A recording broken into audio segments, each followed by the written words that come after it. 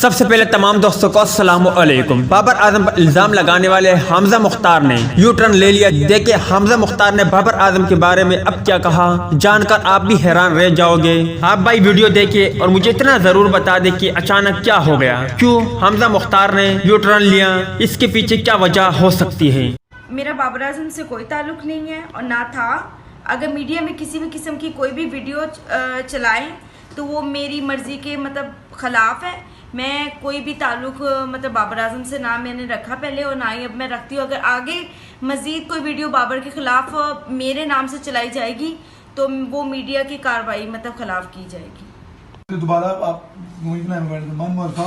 Hamza Mukhtar Ahmad flat number सो लाहौर की रिहायश। मैंने एक दरख्वास्त थाना नसीराबाद में बाबर आजम व मोहम्मद आजम के खिलाफ दी हुई है, जो सरासर झूठ और बदनीति पर मबनी है। बाबर आजम और मैं पुराने महल्लेदार थे, लेकिन अब मैंने वो इलाका तकरीबन 3 साल से छोड़ दिया हुआ है।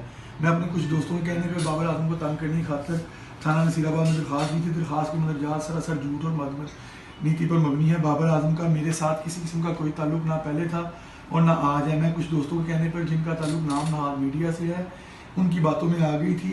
ये मैंने इसलिए लिखवाया क्योंकि मीडिया वाले ऐसे नहीं करते, वो सब ड्रामे ही होंगे ना, वो सब मुझे इस्तेमाल करना चाहते थे और बाबर आजम के नाम से फ़ायदा हासिल करके झूठी शोहरत हासिल करना चाहते थे।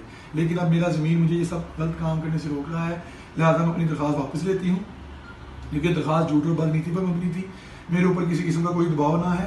मैं अपनी पूरी मुकम्मल रजामंदी से ये बयान तहरीर कर रही हूँ। अगर आइंदा मैं इस किस्म की कोई कार्रवाई करूँ, दरख्वास्त दूँ या मीडिया में आके बाबर आजम के खिलाफ कोई बयान दूँ, तो मेरे खिलाफ कार्रवाई कीजिए, ठीक है। अब आप यहाँ पे अपना राइट हैंड लगाएंगी, पहले आप इस पर लगाएं, देखें ठीक आ रहा है, थोड़ा डिप कर लें और अब इस अपने इस नाम स्पेलिंग के नीचे फिर दोबारा डिप करके इसके नीचे,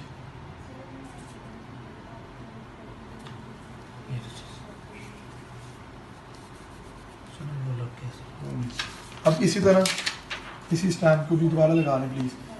ज़रा आप ना ऊपर से लगाइएगा ताकि वो फैले ना।